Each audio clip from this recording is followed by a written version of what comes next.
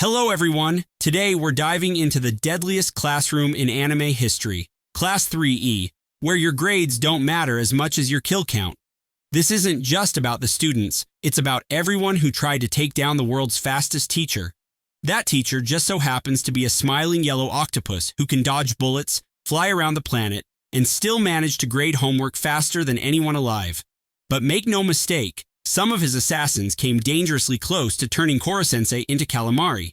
So grab your knives, lock and load, and let's roast every assassin who nearly turned Koro Sensei into sushi.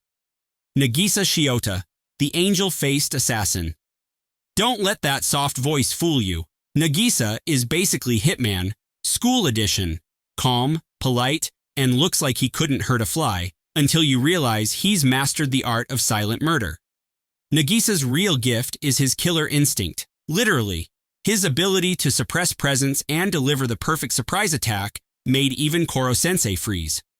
His signature move, the secret technique, clap stun, paralyzes opponents with psychological shock, and it worked on the world's fastest creature. In assassination attempts, Nagisa consistently got closer than anyone, including that legendary moment when he faked surrender just to land a blade under Koro Sensei's chin. That scene alone proved he was the most dangerous person in the class, without even needing super strength or fancy tech. Nagisa isn't just the calmest killer. He's the kind of guy who'd apologize while assassinating you. Karma Akabane, the red-haired menace. Karma is chaos with perfect aim. He's smart, smug, and treats murder like a school sport.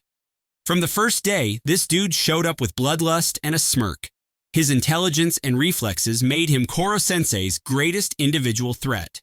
Remember the sniper trap with the anti-sensei knife or the paint bomb setup? That wasn't luck. That was pure evil genius. His strategies always forced Koro Sensei to take him seriously. Karma came close multiple times, especially during the rooftop duel, where his cunning and patience nearly outplayed everyone. He's unpredictable, reckless, and weirdly charming about it. Karma isn't just a top-tier assassin. He's what happens when a straight-A student decides detention is for cowards. Kayano Kaide, the sweetest betrayal ever. At first, she's just the cheerful mascot of Class 3E. Then, plot twist, she sprouts tentacles out of her neck and nearly murders the main character. Turns out Kayano's sister was Aguri Yukimura, Koro Sensei's original teacher, and Kayano wanted revenge. Her surprise transformation and rage-fueled assault actually cornered Koro Sensei. For a few terrifying minutes, she was his equal. Even though her tentacles consumed her body, her emotions made that scene one of the most shocking in the series.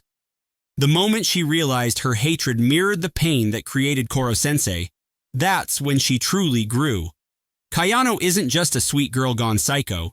She's proof that revenge plots in anime never check the fine print. Ritsu, the AI with an attitude. Because when human students can't do the job, you build a murder iPad. Ritsu, also known as Autonomous Intelligence Fixed Artillery, was designed purely to assassinate Koro Sensei with military-grade weapons. Her first attempt? Total failure. She blew up the classroom, terrified the kids, and Koro Sensei just dodged everything while sipping tea. But she adapted.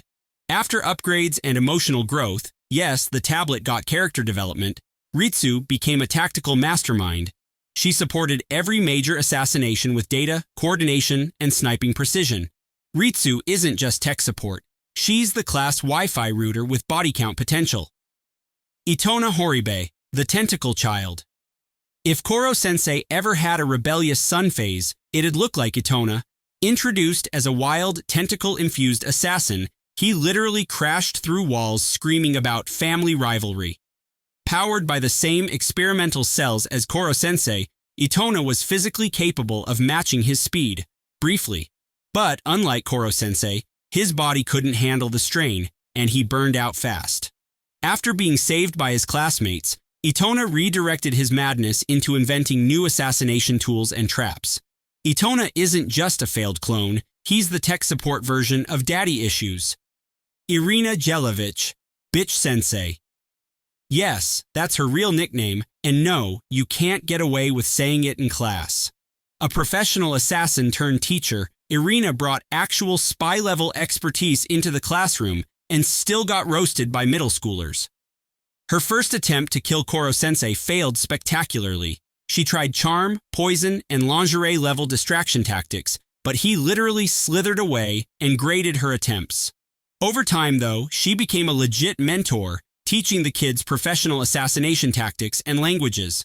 She didn't kill Koro Sensei, but she definitely killed the dress code. And honestly, she's here mostly so this list stays entertaining. Someone's got to keep things spicy between all the murder attempts. Karasuma Tadaomi, the human Terminator, the only actual soldier in the building, and probably the only adult who could spar with Koro Sensei without immediately dying. Karasuma's speed, tactics, and calm professionalism made him a walking reminder that these students were training to become real killers. He constantly tested the kids, pulled off high-level moves, and came closest during the combined assassination operations with Irina and Class 3E. He might not have gone for the kill himself, but if Karasuma ever did decide to, Koro Sensei would have had to take him seriously. He's not just the class advisor, he's the kind of PE teacher who makes boot camp look like summer vacation. The Reaper, Koro Sensei's shadow. Before Koro Sensei became everyone's favorite yellow teacher, he was the world's deadliest assassin, the Reaper, but his greatest mistake wasn't a mission, it was his apprentice.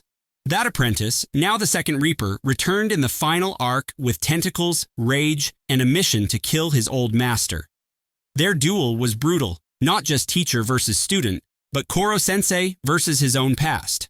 While Class 3E could only watch, everything they'd learned from him led up to this moment, a teacher fighting to protect his students from the very monster he helped create. He came closer than anyone to ending him, proving that sometimes the deadliest assassin is your own legacy. The entire class, the final operation, and finally, the entire Class 3E. After a year of training, betrayal, and emotional trauma, these kids did what the world couldn't. They actually killed Koro Sensei. Their teamwork in the final operation was incredible, combining Nagisa's stealth, Karma's genius, Aitona's gadgets, and Ritsu's strategy.